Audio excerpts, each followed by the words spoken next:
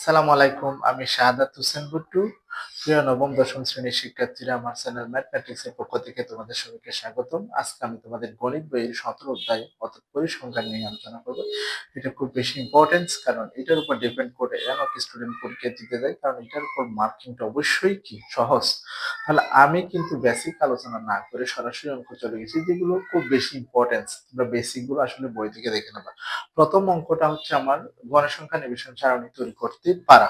তাহলে গণসংখ্যা নিবেশন সারণী তৈরি করার জন্য আমি এখানে কিছু তথ্য নিচ্ছি, যেই উপাত্তগুলো হচ্ছে কি জানুয়ারি মাসের 31 দিনের তাপমাত্রা। তাহলে এখন হচ্ছে আমরা যে পরিসংখ্যানের কতগুলো দেখি না, সারণী দেখি না, আর যেটা হচ্ছে কলাম আছে, সারি আছে, এই জিনিসটা, এই তথ্যগুলো দিয়ে আমরা উপাত্তগুলো দিয়ে কি করব, তৈরি করব। কিভাবে তৈরি করবে এই জিনিসটা, প্রথমত আমাদেরকে কি করতে হবে, পরিসর বের করতে হবে। কি বের করতে হবে? পরিসর। তাহলে পরিসরের সূত্রটা আমরা জানি যে কি, পরিসর সমান সর্বোচ্চ সংখ্যা বিয়োগ সর্বনিম্ন সংখ্যা যোগ 1। এটা হচ্ছে আমার কি পরিসরের সূত্র। তাহলে পরিসর সর্বোচ্চ সংখ্যা হচ্ছে এখানে হচ্ছে 14 এবং সর্বনিম্ন সংখ্যা হচ্ছে 6। তাহলে যোগ 1, ঠিক আছে। এখন 14 থেকে 6 গেলে 8, 8 এর সাথে 1 যোগ করলে 9। এটা হচ্ছে আমার পরিসর, ঠিক আছে। তো এখন আমাদের পরিসর হয়ে গেছে। আমরা শ্রেণী ব্যবধান 3 ধরে, হ্যাঁ, কত শ্রেণী ব্যবধান 3 ধরে, শ্রেণী ব্যবধান 3 ধরে, হ্যাঁ, শ্রেণী ব্যবধানটা আমরা একটু ক্লিয়ার হব। শ্রেণী ব্যবধান 3 ধরে আমাদের শ্রেণী সংখ্যা বের করতে হবে। আমরা যে টেবলটা তৈরি করব সেটার শ্রেণী সংখ্যা। সুতরাং শ্রেণী সংখ্যার সূত্র হচ্ছে শ্রেণী সংখ্যা সমান হচ্ছে পরিসর, হ্যাঁ, ভাগ শ্রেণী ব্যবধান। তাহলে পরিসর কত আমার হচ্ছে 9, শ্রেণী ব্যবধান হচ্ছে 3। তাহলে কি ভাগ করলে 3। তাহলে আমার শ্রেণী সংখ্যা হচ্ছে কত? 3। অর্থাৎ আমার 3টা শ্রেণী লাগবে। 3টা শ্রেণীর জন্য অবশ্যই আমার 2টা এক্সট্রা হবে। 3টা হলে আমরা 5টা ধরবো। কারণ কি জন্য আমি বলে দিই। প্রথম নাম্বার হচ্ছে আমরা উপরে একটা নাম টাম লেখার জন্য একটা, লাস্ট একটা যোগের জন্য। তাহলে 3টা হলে 5টা। তাহলে যতটা আমার শ্রেণী সংখ্যা হবে তার চেয়ে 2টা আমরা বেশি নেব। আরেকটা জিনিস খেয়াল করো, এখানে যদি ডেসিমেল কোনো নাম্বার আসে, হ্যাঁ, মনে করো এটাকে আমি মনে করো এই 4 দিয়ে ভাগ করলাম।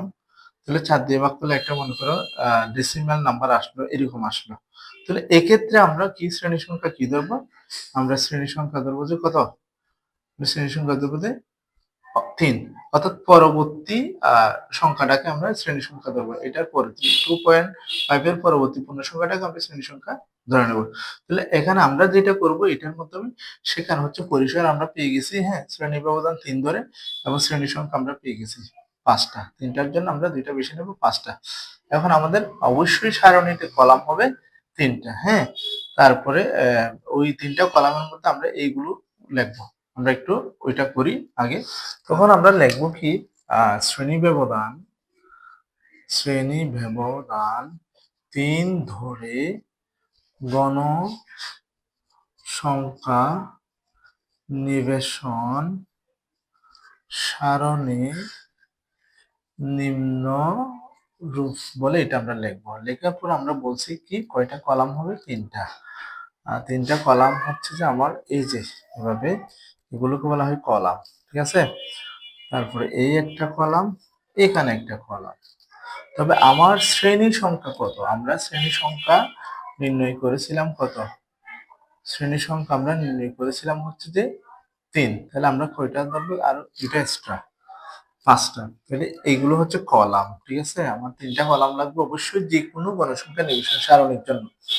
তাহলে এখন হচ্ছে যে আমরা শ্রেণী সংখ্যা একটা, ঠিক আছে। এটা হচ্ছে নাম টাম লেখার জন্য। এখানে ভিতরে 3টা, একটা, দুইটা, একটা, দুইটা, 3টা। এগুলো হচ্ছে আমার মূল কাজের জন্য। তারপরে আরেকটা এক্সট্রা এখানে আমি কি রাখবো টোটাল করার জন্য। এটাই হচ্ছে আমার কি ওই যে তোমার ওই গণসংখ্যা নিবেশন সারণী। তাহলে এখানে আমরা লিখবো কি শ্রেণী ব্যবধান এখানে লিখবো কি আমরা টালি, ঠিক আছে। এখানে লিখবো কি আমরা গণ সংখ্যা বা গঠন সংখ্যাও লিখি, সমস্যা নেই। তাহলে আমরা শ্রেণী ব্যবধান 3 ধরি। আমাদের সর্বনিম্ন সংখ্যা কত ছিল মনে আছে? 6। তাহলে 6 থেকে আমরা কত পর্যন্ত যাব? 6 থেকে আমরা যাব 8 পর্যন্ত, শ্রেণী ব্যবধান 3। এই যে 6, 7, 8, ঠিক আছে। এখানে আবার 9 দিয়ে শুরু করব। 9 থেকে আমরা যাব কত? 9, 10, 11 পর্যন্ত। 9 থেকে 11। আবার এখানে 12 থেকে যাব কত? 12, 13, 14 পর্যন্ত। 12 থেকে 14 পর্যন্ত। তাহলে আমার হাইয়েস্ট নাম্বার ছিল কত? 6 এবং সরি, লোয়েস্ট নাম্বার ছিল 6, হাইয়েস্ট নাম্বার ছিল 14। এইগুলো সব এসে গেছে এখানে। দেখো, ঠিক আছে। এক্ষেত্রে আমরা হচ্ছে যে তারপরে একটা জিনিস খেয়াল করি, এটা হচ্ছে বিচ্ছিন্ন শ্রেণীসীমা। কেন? এখানে উচ্চ শ্রেণীসীমা 8, এখানে নিম্ন শ্রেণীসীমা 9। তাহলে এখানেও যা এখানেও তা যদি হয় তাহলে এটা অবিচ্ছিন্ন হয়।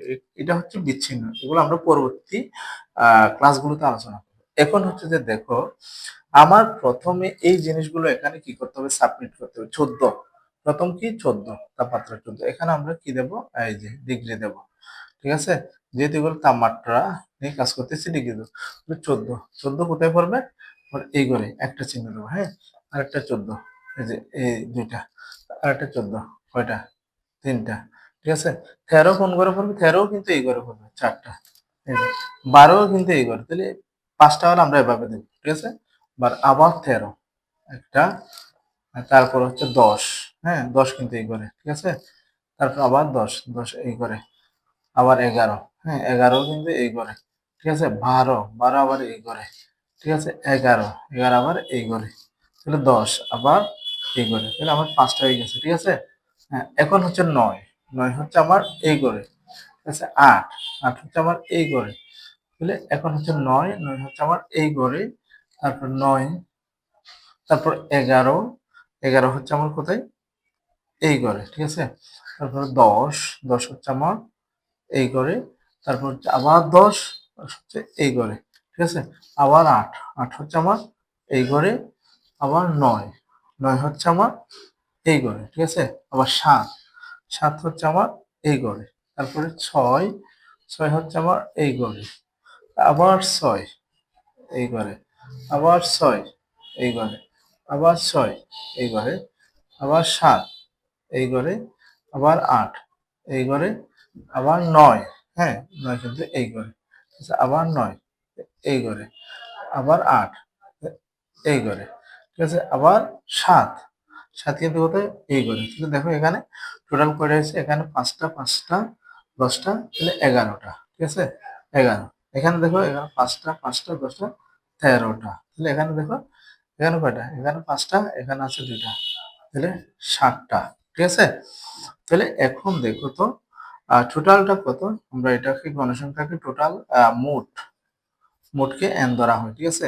n সমান হচ্ছে 7 আর 13, 20, 20 আর 11, 31।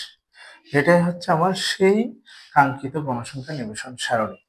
শিক্ষার্থীরা, তোমরা যদি আমার চ্যানেল নতুন হয়ে থাকো তাহলে আমার চ্যানেলটা সাবস্ক্রাইব করবে এবং বেল বাটনটি অন করে পরবর্তী ভিডিওর জন্য অপেক্ষা করবে। ধন্যবাদ সবাইকে।